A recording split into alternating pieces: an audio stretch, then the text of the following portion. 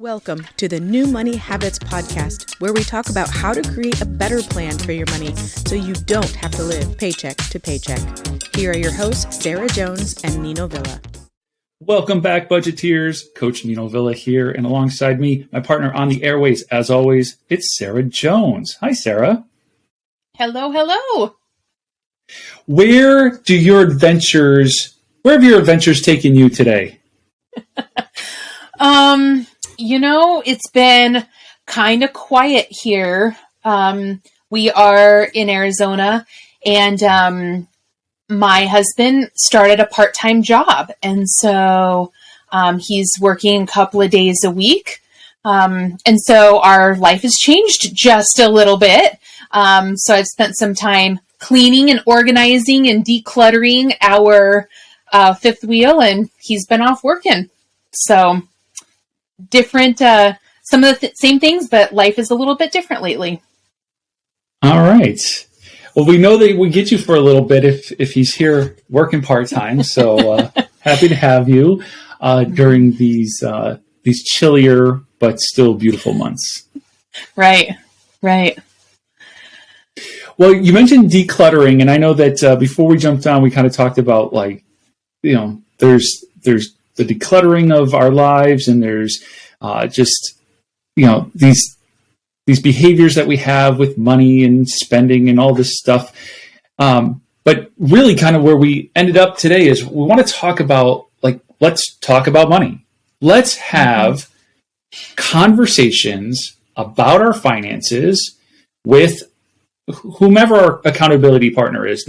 I think for most of our listeners, this is going to apply to couples, people with spouses, but really it's anybody who has an accountability partner. And it's definitely, I think it's going to be a really cool conversation for anybody who is engaged to be married or is thinking about getting engaged to be married, and just how to have good, healthy financial conversations with your spouse and or accountability partner. I love this because, I try not to look back and say, oh, I should have done this or I should have done that. But there are definitely times that I use the opportunity for reflection, Nino. And if I can use this time, to reflect a little bit, one of the things that I think could have helped my marriage with my husband, because I've been very honest that there were some times where we did not get along. Things were very, very rough, and we were on the verge of divorce a couple of different times, mostly surrounding money issues. Now, it's never just money. There's always, in my opinion, a lot of other things happening, but money was kind of the forefront for us. And one thing that we weren't good at when we first got together is talking about money. And so in my period of reflection, had I had the information and maybe some of the tools to use, some of the language to use to have a conversation with him, I think it could have maybe not fully prevented, but it maybe could have allowed me to look at his perspective a little bit differently when we were going through some really tough financial times, right? And trying to, on our debt-free journey and just raising kids, right? I think had we taken some time to have different types of conversations surrounding money, I really believe it could have made life, frankly, a little bit easier. Yeah. I think you bring up a really interesting point, though, right? So statistics and studies show that the leading causes of divorce are grouped in one of three categories. Usually it's faith, family, and finances. So if you're not on the same page with your faith, and that's going to bleed into how do we raise our kids, that's one issue. Family, and having a conversation about how are we going to raise kids and what is that going to look like and what does discipline look like is another. But finances kind of finds its way through all of that, because here's the other point I want to make. Money is just a tool, right? And that tool doesn't have any feelings. There are no emotions tied to it. It's just a tool.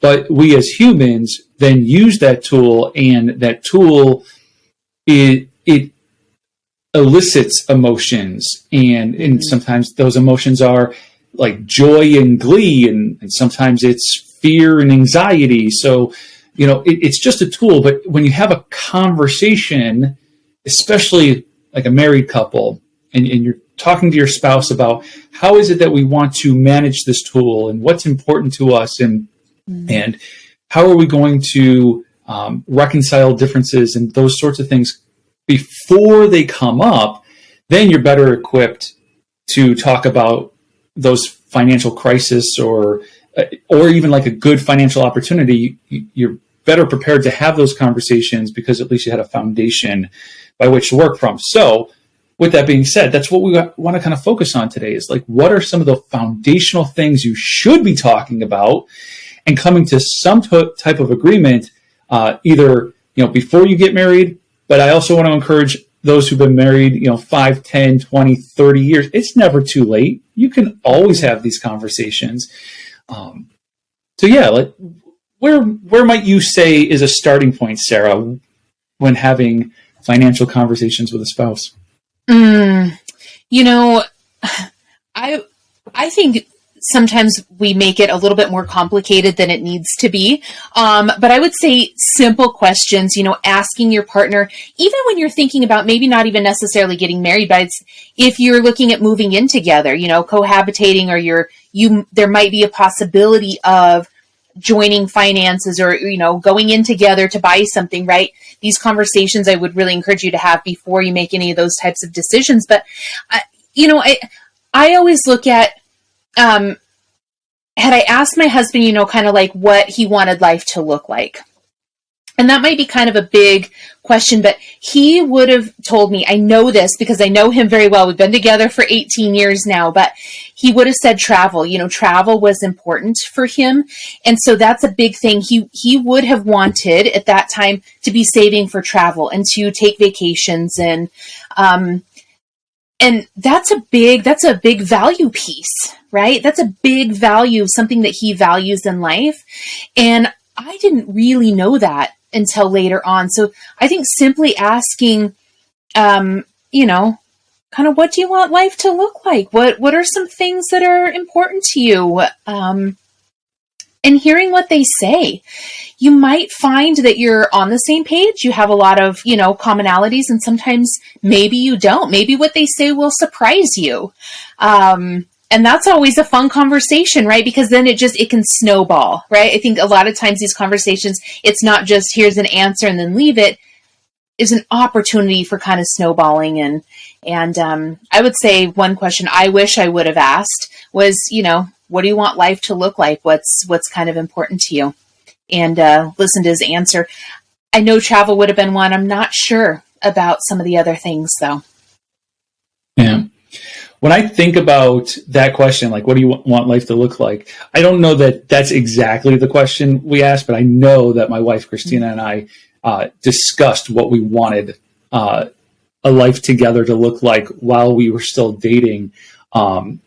She was raised in a household where her mother was able to stay at home with the kids most of the time. She worked outside the home a couple of different times, but for the majority of my wife's upbringing, her mother was at home, and she desired the same. And interestingly enough, I was a young man who would have preferred a wife who wanted to stay at home and care for the children first, rather than partner with somebody who wanted to work outside the home and make their career their focus.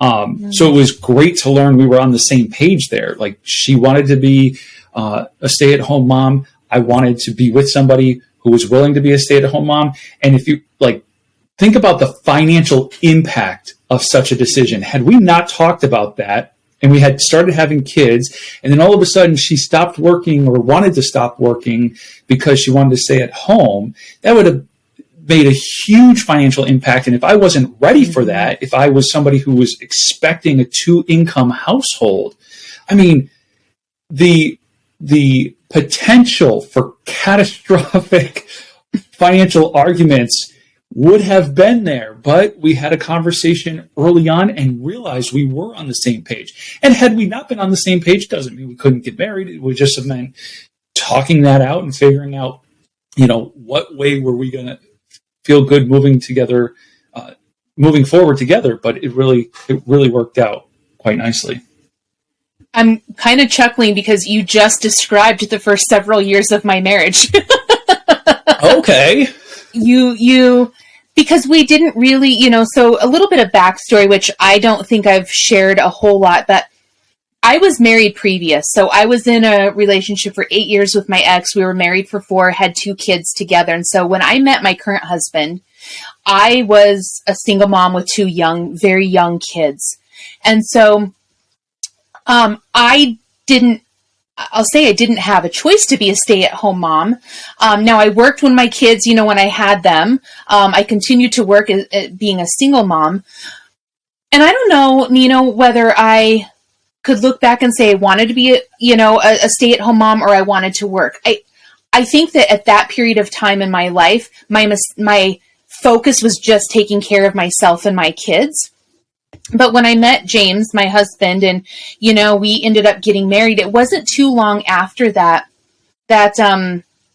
I quit my job to be home. And we didn't necessarily have a lot of in-depth conversations around that. I started building a business at that time.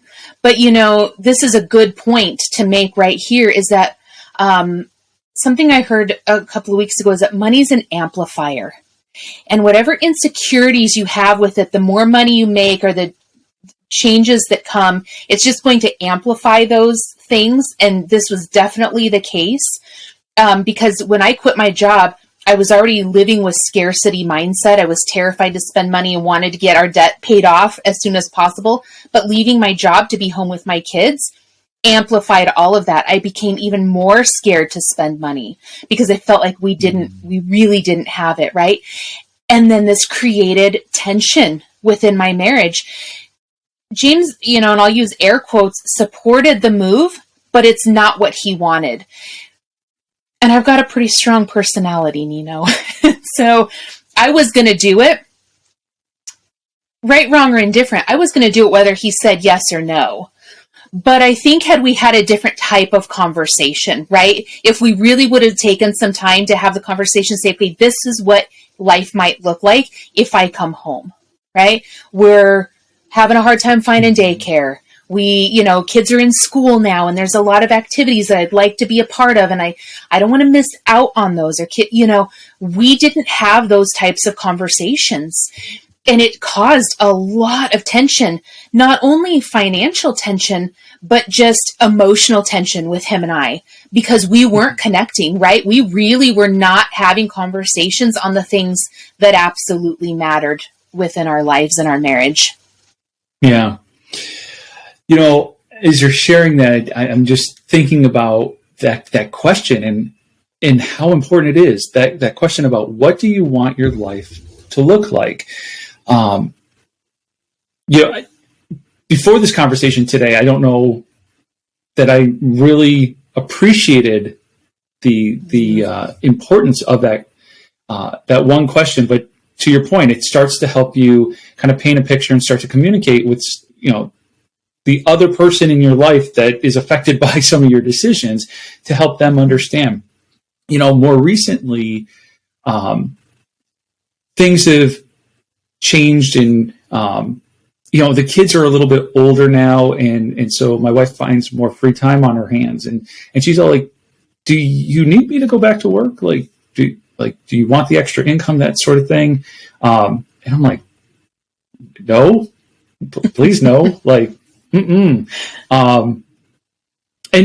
I share that to just kind of say, all these years later, we're still having the conversation about, is it appropriate for her to work outside of the home?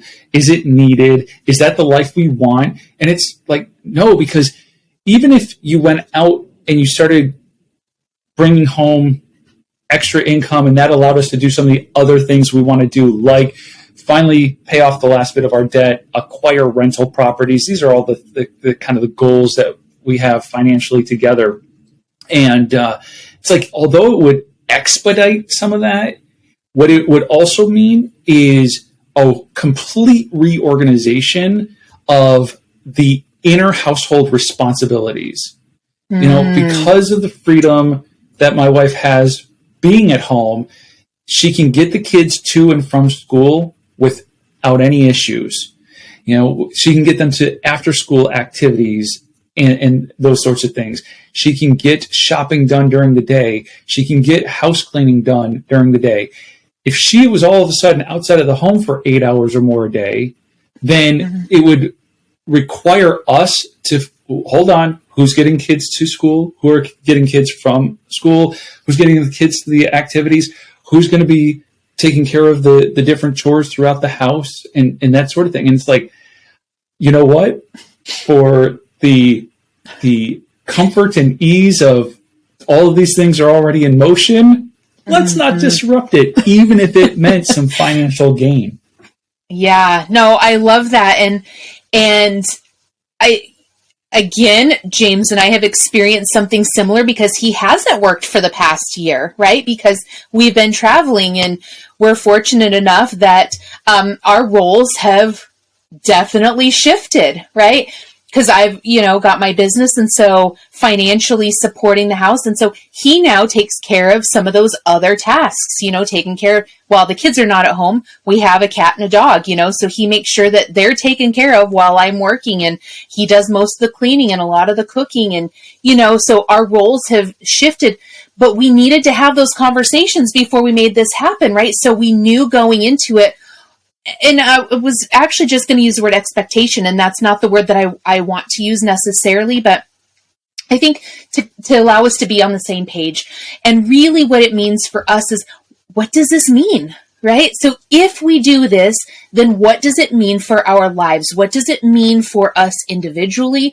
And what does it mean for us together? And then how are we going to approach this, And I think I've shared, for us to go on the road, it required him quitting his job and his full-time job. And with that, it's not only money, but it's also health insurance. Dare I say a little bit of, it's a different type of security. It's a different type of financial security. We were, contributing to retirement accounts, so our processes and what we were doing had to all be shifted. And those were major decisions. And I'm thankful that we're having them now. And I said it a few minutes ago, we didn't have them in the beginning, but because we've worked on our communication, throughout the years, these conversations that we have now are ongoing, but they're much easier, right? They're much easier because we really know where each other's at with things. But to your point, it's an ongoing thing. You don't just have the conversation, then it ends. Life shifts.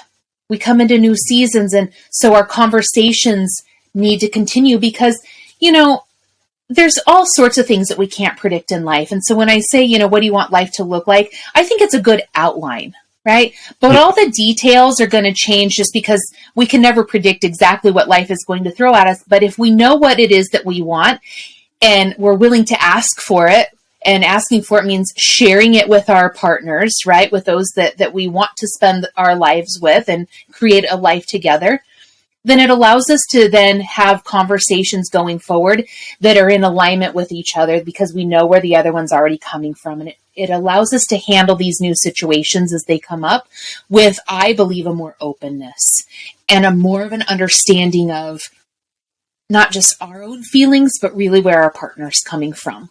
And that's not something I was good at in the beginning. I'll be real honest. And I pretty much did things the way I wanted, and I didn't take into consideration the life that he wanted to live. And that was really difficult. And I've seen how our marriage it was so close to breaking up.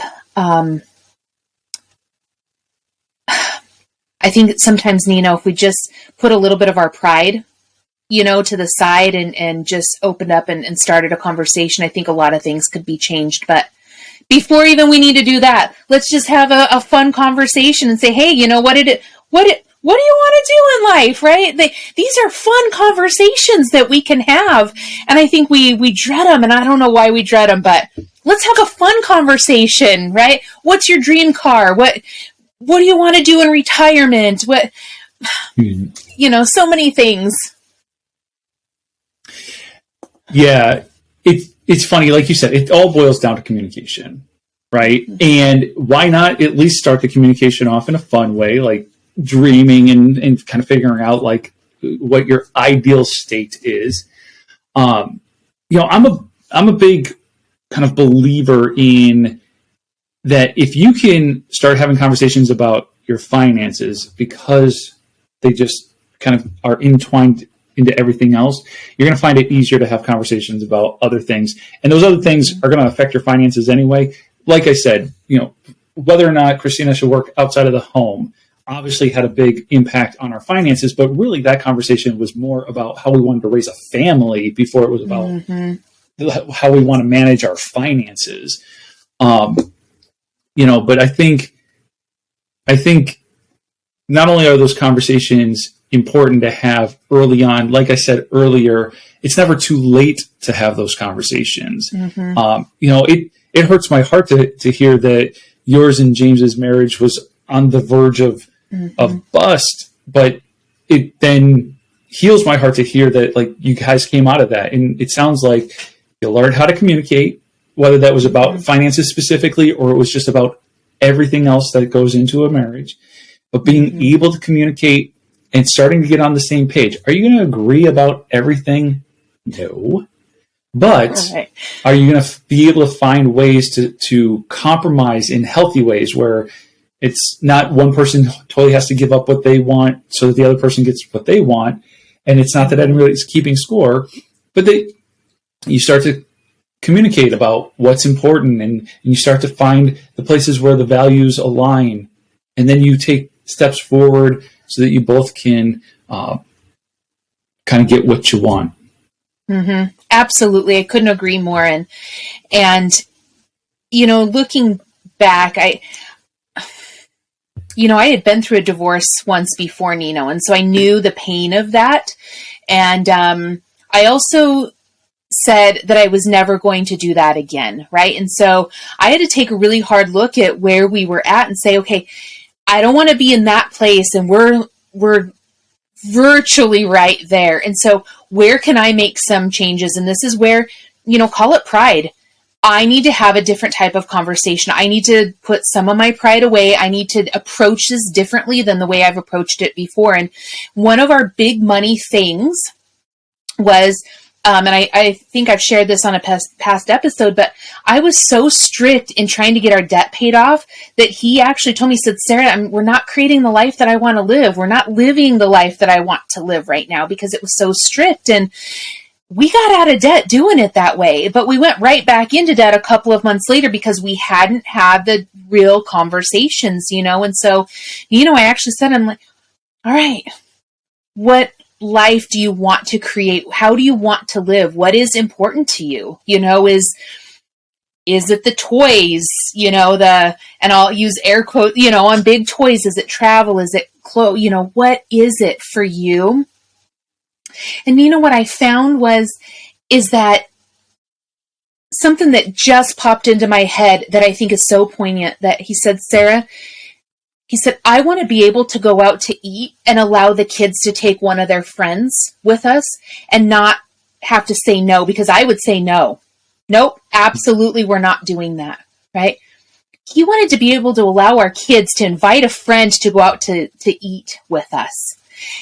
That's because for a lot of reasons, but creating family, friend time, creating the community with the kids. And here I was saying no to those things all the time. And it's not that I didn't want those, but I was putting what I wanted first instead of really looking at my kids, what I'm showing them, what I'm teaching them, but also my husband, what's really important for him, and I think we learn so much, and we can just approach so many difficult situations with more ease and less struggle, when we take the time to just ask our partners, what is it that you want? What's important to you? I think it's a very underrated question. Yep. And like we said, it's a fun place to start. It really allows for you to just kind of be in dream mode, and ideally, if we could have it all work out just the way we wanted, this is what it would look like, and that's a fun place to start. Where I would like to go next, though, is something a little bit more practical. So you start with the what do you want it to look like and all those things. But another part of the financial conversation that I think every couple should be having and determining for themselves. I have my opinion about this, but my opinion is like everybody else's. And that is at least have the conversation about, is it yours, mine, or ours? Is it your and my money, or is it our money? And that's going to lead to other things like, should we have a joint bank account? If you're getting like a direct deposit, is it being direct deposited into that joint account? That one conversation is going to have kind of a ripple effect about a bunch of different things. But I think it's important. Is it that's your money and this is my money, or is it our money? I love this one too, because I too have, I tell you, James and I have been through it all with the money conversations and the money difficulties. And I went into it without talking with him, but my own perception was it's our money. We both, had jobs, right? And we both had our own set of bills. And so when we got together, I assumed that we were combining everything and it's our money. And while we did combine accounts and, opened up, joint account, he didn't feel that it was our money. It was his money and my money. And that created a lot of unsaid things, right? A lot of things that we didn't talk about. And then later on, we actually ended up separating our accounts. We still to this day have separate accounts, but it's our money, even though we have separate accounts. So it's just interesting how things can change, but you need to have the conversation, right? You need to talk about, is it our money? And then what does that look like? Is it his money and her money? Why? What happened before? And I think this leads into some other questions. What did you experience before, and why do you feel that way? I could go down a whole rabbit hole with that, right? Which I'll spare all of our listeners, but it's a really great point to make is it our money? Is it his, or is it yours and mine? Something we didn't talk about. I work with enough clients that I've seen a bunch of different configurations. I've seen couples who've been married for decades and they have their funds separated. I've seen the same time together and they're commingled. I've seen to your point where like there's still separate accounts, but the money really is ours. I think for a lot of people, this is a control issue and this is a trust issue. And you got to ask yourself, if you're having concerns about that, like what are all these unsaid things? And like you said, that's a huge rabbit hole, and maybe for another episode.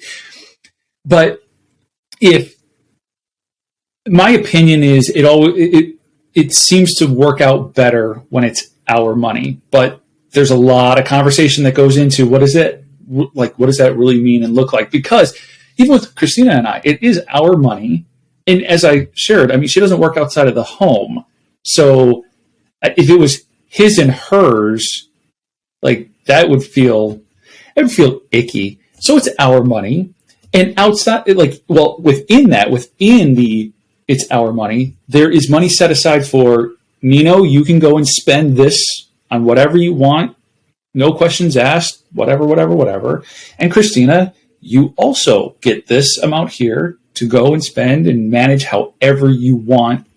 No questions asked. Everything else is then just a conversation about like, when it comes to like groceries, we've actually had to kind of revisit the grocery conversation recently because of all the inflation and whatnot. It's like, she's been doing some so Christina manages that money. We come together to kind of figure out like how much do we want to budget for that. And then she gets that money and she manages and she goes shopping and all those things. So she's been doing things differently to save money. But we just had a conversation the other day about the kids are older now. They're 12 and 8. The 12-year-old loves the idea of cooking. And I'm like, what if, because I know there's a lot of implication. It's not just a simple, let's change one little thing. There's a lot of implication here. But I'm like, what if instead of buying like prepackaged pancakes and waffles, what if we did more of like the flour and egg route and we taught the kids how to cook? And we did more of that. Now that there's a commitment there. There's a time commitment in, we're going to cut out some of the convenience to save some of the money. Anyway, it's just an example to illustrate that the conversation continues and it evolves. And so you start off with, is it yours and mine or is it ours? But it then trickles down into all of this other stuff. And so I would encourage people to really have the conversation early and come to agreements. When Christina and I first got together, we were cohabitating. I'll use your word from earlier. We were living together before marriage. And so we established it very much like a roommate situation. It was, we live in this 2-bedroom apartment. This is my room. That's your room. The rent is what it is. And so we did like a 50-50 split. Well, the longer we lived together, and the more it just looked like we were going to be together for the long term anyway, we kind of started acting like a married couple.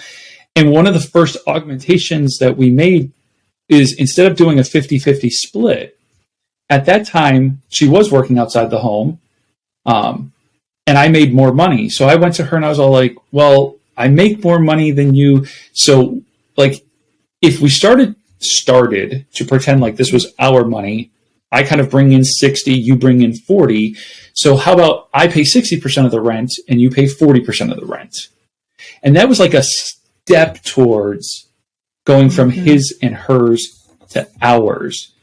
And eventually it evolved and grew and it's morphed, a bunch of times over the 14 years of marriage, 17 years of being together.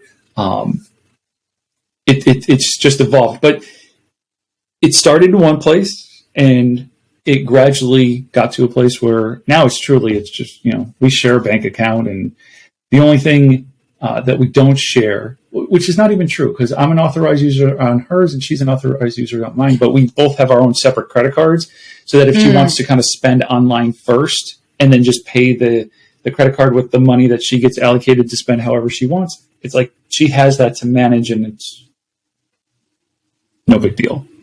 Mm-hmm. I love that you mentioned that. My James and I have done things, I think, about every which way, right? Because part of it, Nino, I think, is having the conversations and then seeing what does work and what doesn't work, right? But just because you start out a certain way doesn't mean that that's where you're going to end up. And it doesn't mean that there isn't some trial and error that comes along with this. And, I said that we combined money, joint account, pretty much right after we got married. But then there was a period of time where we definitely separated everything, and it did go to, his money and my money. And we did the percentage thing, you pay 60% of the bills and I'll pay the 40%, and being married together for a long time. And, there were so many things that went into it that for us, that was a very complicated route. We tried it, fortunately enough, my kids were on his medical insurance, and, here in my mind, overanalyzing everything, like, oh, you don't need to be paying for it. Can get really messy, I guess, is my point. And it got really messy because we weren't talking about it. We really weren't having the conversations of what might this look like and why do we want to go this route? Why do we want to try this? I think we took action and we did something different without having the conversations first. And then the messiness is trying to figure out, okay, we already did it. So now what? Right? it's not working the way I thought it was going to work, because there's a lot of bits and pieces here that we didn't think about, right? And I think that we can just save ourselves a lot by initiating the conversation before taking action too, right? That don't necessarily take action before you've had the conversation. Yeah. Because it could have saved us. And, our money is definitely our money now. And, he's got his own account that bills get paid out of. I have my own account that bills get paid out of, but it's our budget. It's our money. It's our life. It's our experiences. It's our peace of mind fund. It's our retirements. Everything is ours. It just comes out of different accounts to make it happen. So. Yeah. I think it's an important point that having the conversation first and then implementing and knowing that you can make adjustments. Mm-hmm. That's the great part. You can make adjustments. It's fine. So I really like that point. I wanted to reiterate, talk about it, do it, make adjustments, and mm-hmm. kind of just keep doing that until you find something that really works for you. I just want to caution people though. I've worked with enough clients and I've just known enough people who have been open about their finances that the more you keep it separated, the more things go unsaid and the more resentment that builds up, because it's like, well, that's your bill and that's your responsibility, or, whatever that is. Like, I know a couple who have been through a lot of different changes. At first they were 2-income household.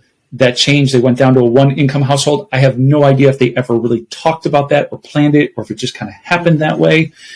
It seems like it kind of just happened that way. And then going from 2 incomes down to 1 income, it's like, I know that there was a lot of, this is your bill and this is my bill. And it's like, well, what does that look like once that one person doesn't have an income anymore? What do their bills look like?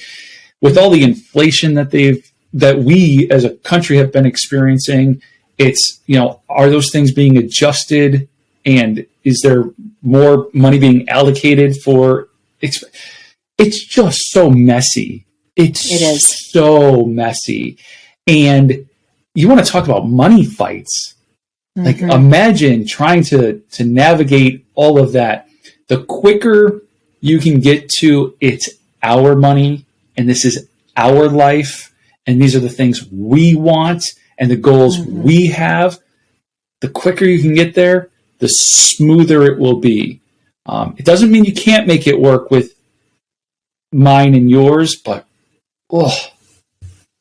yeah, I could not agree more with that, and partly because I've lived it, and partly, I've worked with a lot of people, and I think just so much of our past experience plays into it as well. And, for me, I'll say for me, having my own account, it's part of this independence thing. So I'm freely admitting that, I want my own account, but it's not my money. Right. And so while it's my account, there's this, for me, it's a sense of pride, in having something that belongs to me. But it's our money, and we've worked really hard to get to that point, that when we make a decision, it's based on what's for the greater good of our life and our family, right? Mm-hmm. And then we just go into, okay, now how are we going to make that happen, right? When we have, separate accounts, like, okay, whose account is this going to come out of? All right, right? And we have our own process now and reasons, and when we tried to have things so separate, it was messy, Nino, and it created a division between us, an even greater one, because it was there, but it created an even bigger one because there's so many things, they talk about financial infidelity, right? And while we didn't, I wouldn't say that we ever experienced that. I have worked with people who have. Yeah. And that's tough, right? When things are going on that you don't know about. And in my own opinion, I don't think that's any way to have a healthy marriage. I think a healthy marriage is very open and honest. And so, separate bank accounts is fine, but keeping everything, really looking at it very separately, I don't see that as being real healthy. And that's my own opinion. Healthiness is cohesiveness, in my opinion. Yeah.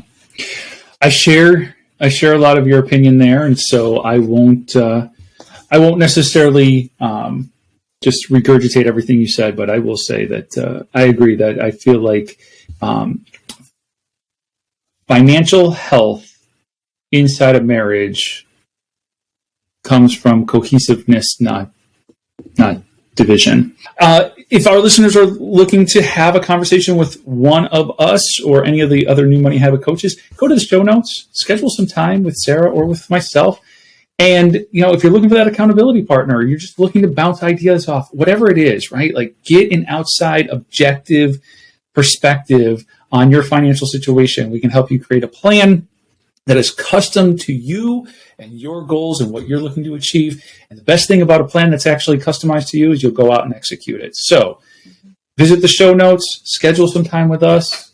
But in the meantime, we are going to get out of here and continue this conversation next time. Thank you for listening to the New Money Habits podcast, brought to you by New Money Habits and Keeping Up with the Joneses Financial Coaching. Submit your questions to our host by emailing podcast@newmoneyhabits.com. Be sure to subscribe to be notified of future episodes. Join our growing group of like-minded people on Facebook and follow us on your favorite platform. Music provided by Summer School.